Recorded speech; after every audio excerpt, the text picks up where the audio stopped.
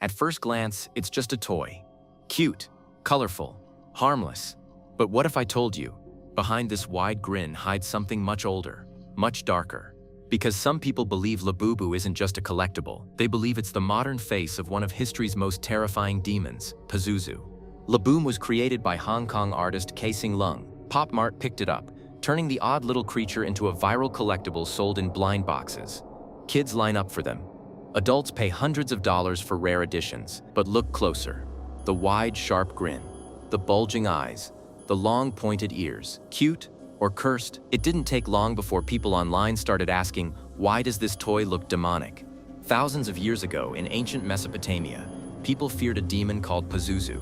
Pazuzu was the demon of the winds, said to bring famine, plagues, and death. But here's the twist. People also used his image as protection against other evils. He had a monstrous face, big, bulging eyes, sharp teeth, animal-like features. Do those details sound familiar? The resemblance is hard to ignore. And once the internet noticed, the rumor spread like wildfire. It started with short videos and social posts, people claiming Labubu wasn't just a toy but a disguise. Some swore the resemblance to Pazuzu wasn't a coincidence. Others warned that bringing one into your house was like inviting the demon in. One viral post showed a Labubu side by side with a Pazuzu carving, with the caption, "Open your eyes. This isn't cute, it's evil." Was this fear-mongering for clicks? Or had people recognized something ancient staring back at them? On paper, Labubu was inspired by fairy tales and folklore. Kaising Lung himself has said he grew up surrounded by storybooks and European legends, and that his creations come from imagination, not demonology. But here's where things get interesting. Myths don't stay in one place. They travel. They evolve. Archetypes, the recurring shapes and faces in our collective imagination, have a way of showing up across cultures, across continents, across centuries. The grinning trickster, the grotesque protector, the monster that hides in plain sight, laughing at us from the shadows. And that's what makes the Labubu Pazuzu theory so fascinating. It doesn't matter if Lung had ever seen a carving of Pazuzu. The idea is that certain faces, certain forms are so deeply rooted in human psychology that they return again and again. Maybe Pazuzu is one of those forms, a demon face that refuses to disappear, re-emerging in gargoyles, in troll-like fairy tale monsters, and now in Labubu. Think about it. In medieval Europe, cathedrals were decorated with gargoyles, creatures with wide mouths and sharp teeth that were supposed to scare off evil. In Norse folklore, tricksters like Loki were portrayed with mischievous grins, delighting in chaos. In ancient Mesopotamia, Pazuzu's leering face was both a warning and a shield. And now, in the 21st century, a toy with a smile too sharp for comfort suddenly becomes the world's favorite collectible. Is this all coincidence? Or are we seeing the same archetype reappear, disguised in different forms but always carrying the same unsettling energy?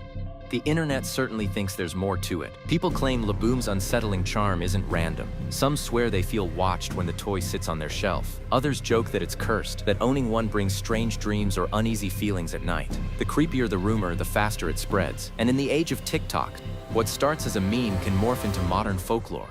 Of course, skeptics dismiss all of this. They say Labubu is simply the product of clever design. Take something with exaggerated features, add the psychology of blind box collecting, where mystery, rarity, and surprise fuel obsession, and you have the perfect formula for hype. The demon talk? Just internet paranoia. A fun coincidence blown out of proportion. So what do we do with this theory? There's no hard evidence that Labubu has any real connection to Pazuzu. The artist denies it. Historians laugh at the comparison. Yet the resemblance remains, and sometimes resemblance is enough to spark unease. Humans are wired to recognize patterns, to find faces even in clouds and shadows. But when we recognize the same face across centuries, maybe it isn't just imagination. Maybe it's a memory of something that refuses to leave us. Labubu might be a harmless collectible, or it might be the modern mask of an ancient archetype, the smiling demon who has never truly gone away. And the most unsettling part is this. Whether or not Labubu was meant to resemble Pazuzu doesn't matter. What matters is how people feel when they look at it. For some, it's joy. For others, it's fear. And in the world of myth, fear itself gives power. So the next time you see Labubu on a shelf, staring at you with that too wide grin, ask yourself, is this just a toy, or is it something older, something darker, something that has traveled through time just to look at you again? Because sometimes a smile isn't friendly. Sometimes a smile is a warning. If you want more creepy investigations into the strange and unexplained, hit that like button, subscribe, and let me know in the comments. Do you think Labubu is just a toy or a demon in disguise?